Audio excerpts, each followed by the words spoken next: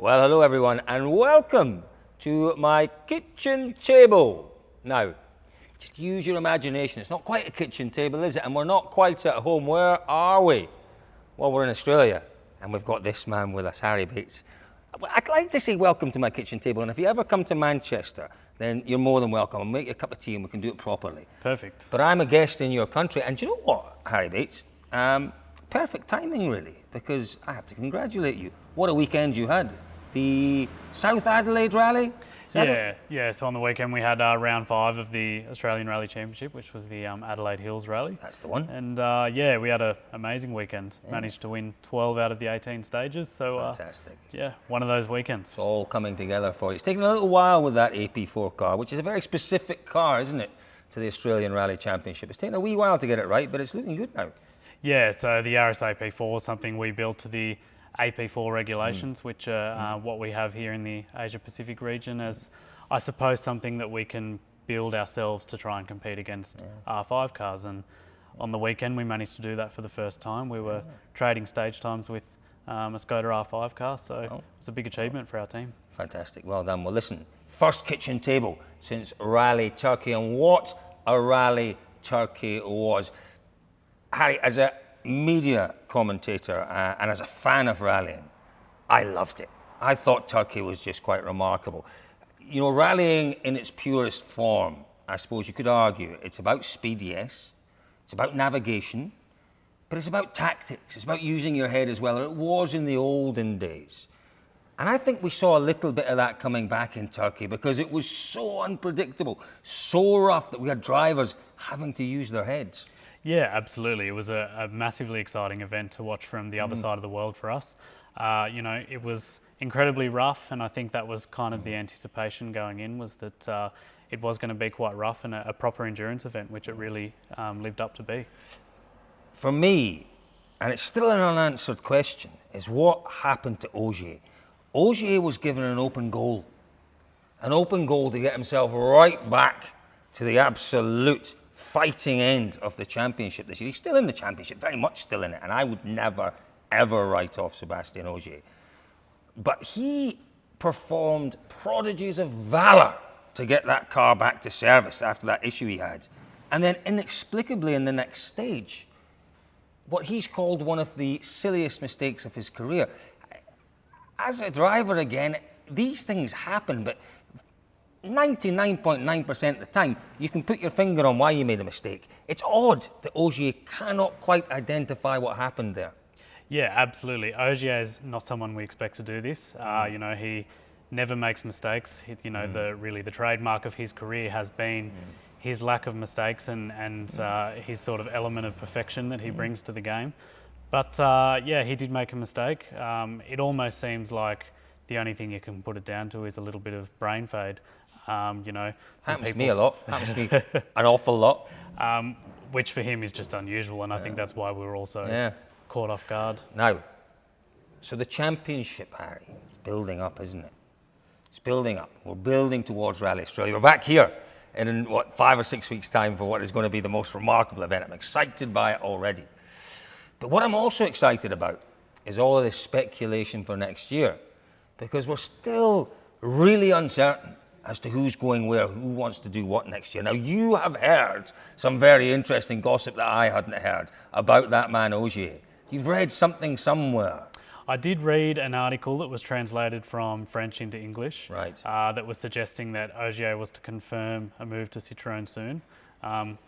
All speculation, of course, but it also mentioned that he'd tested at the C3 already in the south of France. But as we know, he does test cars that he doesn't necessarily end up competing in. So, he's in demand like that. What we know about Ogier, normally, a normal driver contract with a manufacturer would exclude you from doing that sort of thing before the end of the term of your contract. But what we know is that Ogier, we don't know an awful lot about his contract, but we know it's a different sort of contract. For example, he doesn't have the kind of commitments to PR and all the rest. So you can imagine a situation where Ogier would write into his contract, if another opportunity comes along, I want to be able to test that car. You can imagine that might happen. And Ogier's the sort of guy, probably the only one in the championship, who could demand that clause in a contract. Yeah, absolutely. I mean, only 2 weeks ago he competed in the DTM series in the Mercedes. In the Mercedes, yeah, and, absolutely. You know, that's another thing that he's doing that other drivers may not necessarily be allowed to do. But, you know, he's a very smart guy. Malcolm Wilson has said in the past that he is probably the toughest contract negotiator he's ever met. But, you know, he's a world champion. I think he came very close at the end of last year to retiring, Ogier. And I think the fact he stayed has been magnificent, because I said it last year, Ogier being in the championship lifts the level. The others have to perform at a higher level. He really sets the bar. And what we've seen this year, in particular, we've seen Neuville upping his game and Tanak upping his game. And I think he's still got a job to do in the championship, Sébastien Ogier. Whether it's with M Sport, whether it's with Citroën, we'll have to wait and see. And you know, we're now getting towards Rally GB, you know. I don't think we'll get announcements, and I'll probably be completely wrong in this one. I don't think we'll get an announcement during the week of the rally, because there's so much going on with this event. It's such an important event. I think we're now looking at a couple of weeks' time till we hear anything. That would make sense, wouldn't it? Yeah, for sure. It's going to be interesting either way. Obviously, there's a huge amount of anticipation around the end of the championship, the battle that's going on between the top 3 drivers. But you know, we're going to have to wait and see who confirms the first move into a different team, and then from there you sort of start to find that there's a roll-on effect with all the other drivers. Well, let's talk a little more about Citroën, because there are other things that have happened this week that might or might not, but this is what I love. This is where the kitchen table gives us the opportunity to discuss, because don't forget that unless it's rock solid, I'll tell you if it's rock solid. Most of the time, it's speculation, it's conjecture. Really, we're looking at the scenarios that are unfolding in the World Rally Championship. For me, one of the strangest things happened this week. The strangest things. Social media is a fantastic addition to the world of rallying, because, you know, it gives us so much more information, you know, out in the stages in particular, but, you know, in between rallies as well. Ollie Christian Veiby, kids make mistakes, and he's still a kid. What can we read into him being sacked by Skoda? Now, don't forget, Ollie Christian Veiby, his dad, Eric Veiby, is the boss of Even Management. Even Management are like that, or were like that, with Skoda. So there was, let's go through the drivers. There was Veiby. Who else? You had Tiedemann, Lappi. Yep. And Mikkelsen as well. Right. So all with strong connections with Skoda. All with strong connections with Skoda. Now, Veiby has been sacked because apparently of this tweet that he put out saying that he is, and I didn't know this either, he's driving a Citroën, he's joining the Citroën team is what the tweet implied. And on the face of it, it looks like he's put this tweet out without telling Skoda. Yeah, it's a really weird one. Obviously, usually when something as big as this happens, there would be, you know, press releases and that sort of thing going out. And normally it's managed. Exactly. Normally it's managed by people who are a little older than the young kids, yeah, a little wiser, a little less impetuous perhaps than the likes of yourself. But, you know, in this case, the first we heard of it was that something's happened between Veiby and Skoda. Yeah. They've terminated his contract and he's now with Citroën. So here, Harry, is where I'm going to put 2 and 2 together and get 101. Is it part of a bigger deal with Even Management? Because what's the speculation? Well, the speculation for a little while now has been Esa-Pekka Lappi, and I'm amazed at this. I'm amazed that Toyota will let him go, because for me, Lappi is a huge talent. But the speculation is Lappi is leaving Toyota and Citroën want him. So could all of this with young Ollie Christian be part of a bigger deal? Yeah, obviously pretty far-fetched and sort of pie in the sky I at love this point. far-fetched stuff, It doesn't lack sense, that's for sure. I agree with you. It doesn't lack sense. I like you. I liked you before. I liked you more now.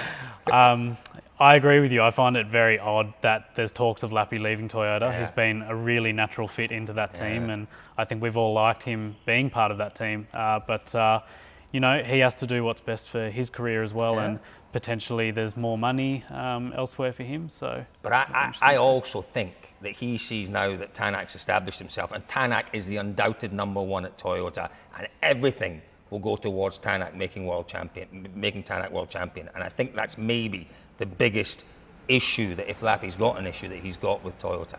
But other news this week, exciting news this week, my favourite driver of all time, who I am waiting to make a glorious return to the World Rally Championship. Well, it'll be in my eyes, it'll be a glorious return, Peter Solberg. Yeah. How exciting is that? Yeah, absolutely. You know, we all love Peter Solberg, and he's got strong ties with Volkswagen at the moment with the World Rallycross program.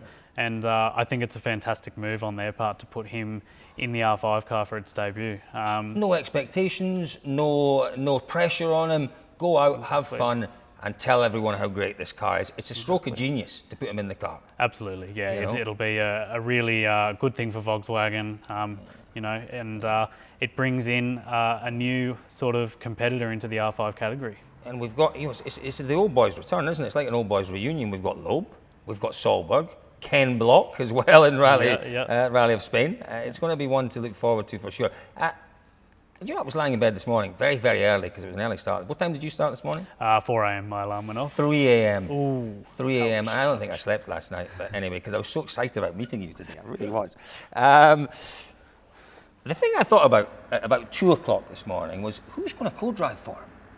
Has there been any mention of the co-driver? I did read that Veronica Ingen is co-driving for Petter in this rally, which Veronica's the first time I saw Rally Sweden, it was at the start of the little super special stage that they've got in Hagfors Sprint. Yeah. And I looked across, I think she was with Babyface. What's Babyface? Bryn Nielsen. Yeah. And it was just, I looked, and the most beautiful eyes inside this helmet. It'd be great to see Veronica back. A very good co-driver as well. Yeah, and she's been co-driving for Petter's son in lots of rallies in Eastern Europe. Part of the team, isn't she? So you know, she's been doing a great job for him, and I'm sure she'll do a great job for Petter. So what else do we know, Harry Bates? Obviously, you're the next big thing in terms of Australian rallying, and we look forward to that. But tell us your plans before we wrap up. We've been wittering for 15 or 20 minutes now. Always difficult, and we've seen it over the years. You guys have to work that much harder than boys in Europe. But you know, the great thing, Hayden Paddon's shown it can be done. To some degree, Brendo's shown that you can get the opportunities on the world stage, as has Molly, obviously. There are plenty of examples there, but what is your big plan for the future? I do want to be in Europe ultimately. It's always been a goal of mine to be over there. I think I would like to build some momentum, I guess, on a career here first, because to turn up in Europe and be competitive, you have to be on a pretty good level. But like you say, Molly Taylor has had some great success. She's been podium place getter on JWRC rounds. Brendan Reeves, same deal. He's done very, very well over there, and obviously the most successful from this region in recent times has been Hayden Paddon. I thought you were going to say Atco. Oh, sorry, Atco. He meant Atco from Australia. And the most from the Antipodean region is Paddon. Yeah. Oh, how can we forget Atco? So I definitely haven't forgot Chris Zaxton. No, he did a great job. And he was just unlucky. For me, Chris Atkinson was on the verge of establishing himself. 2008, I think it was, wasn't it? Was more podiums than Petter, more stage wins than Petter. He was there. At a time where, you know, the team around him was falling apart, and then there weren't that many seats around back then, really. There was only Citroën and Ford left. But there are opportunities for young drivers coming up, which is great to see. Thank you very much for joining us at the kitchen table. Harry, good luck on your next event. It's a biggie. It's a winner takes it all at Rally Australia. Next kitchen table, Rally GB. I'm back in the UK. We'll see you then.